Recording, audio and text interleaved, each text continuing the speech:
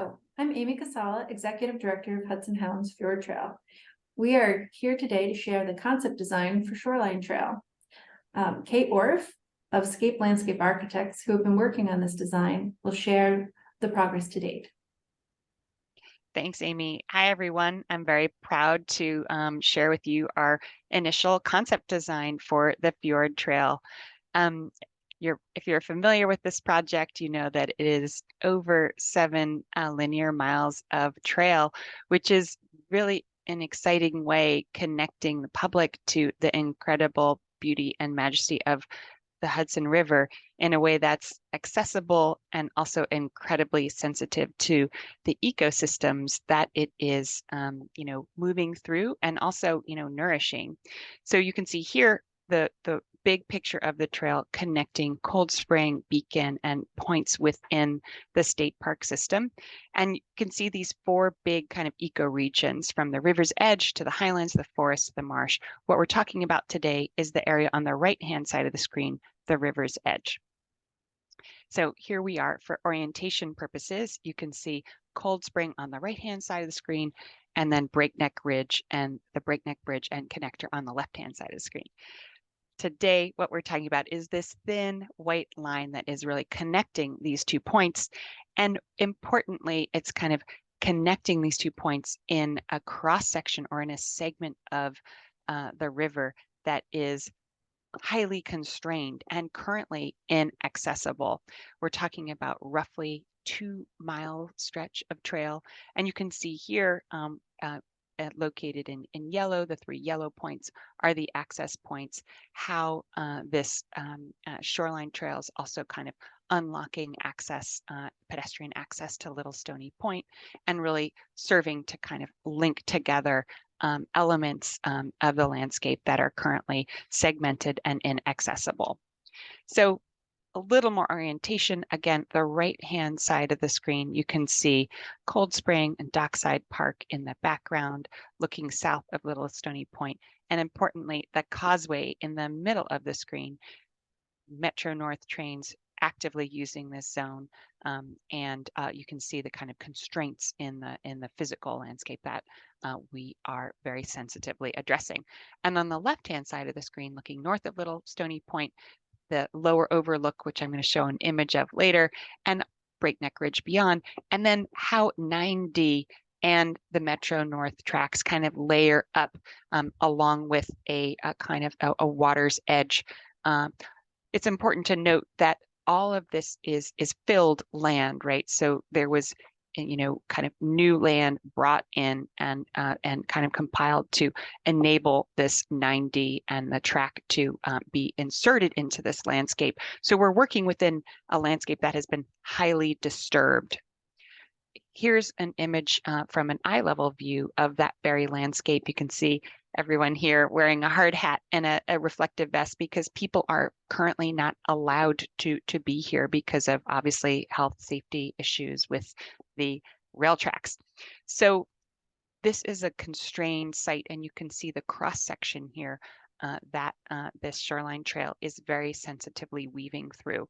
The right-hand side of the image, we are avoiding placing piles in the river wherever possible. You can see the shoreline stabilized, this artificial ground, this kind of reclaimed part of the ground. And on the left-hand side, we see the constraint of Metro North and the sort of directive to maintain a 25-foot clear zone from the railroad. So really, Shoreline is weaving a path through these 2 dashed white lines that you see in the center of the screen.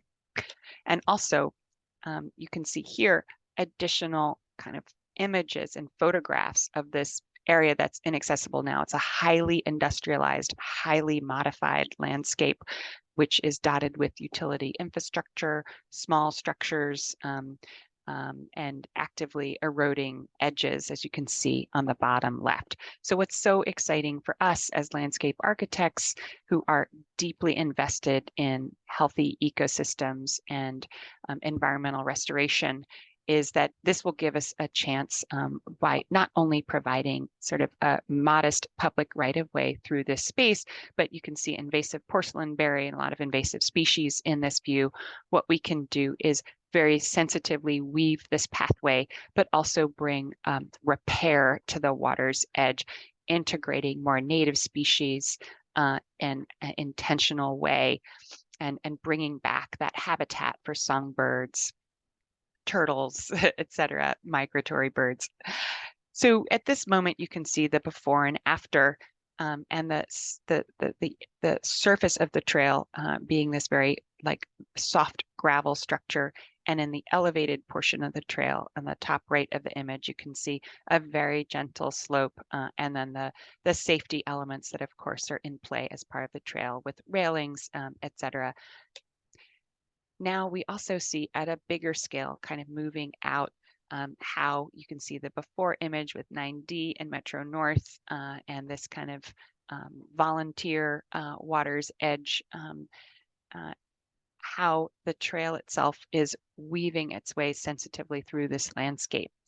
And I wanted to just call your attention to two things in this image, and they are the get down to the top of the screen and then the get down to the bottom of the screen. What's also been a big part of our concept design is trying to think about how this trail intersects with existing conditions. Where can we provide moments where you can kind of pull off the trail, sit, look at Storm King, look out at the water, get down and get that sense of the Hudson River, at your feet.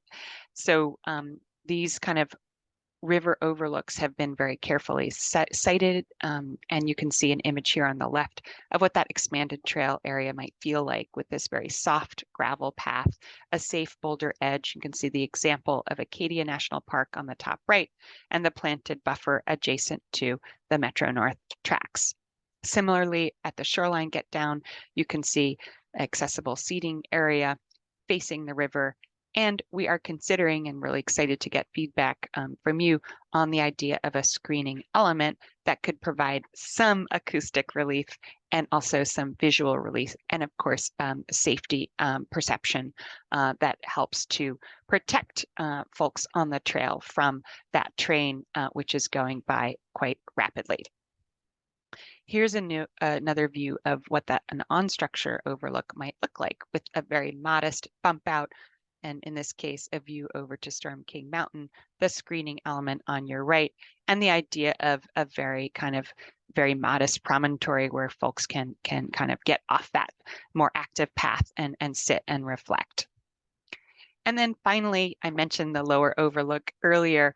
As we're on grade, here you can see how the design elements come together with this modest kind of soft gravel path, the chance for us to be closer to the Hudson River, this very beloved resource, where we can have some shoreline access with kayak pull-ups, etc.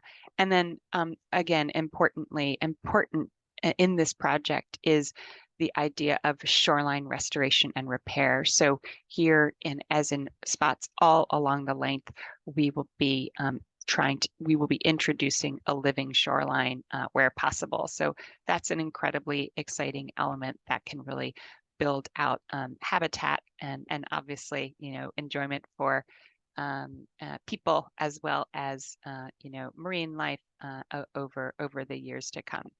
So with that, I'll close and say thank you so much. Again, we're just in concept design.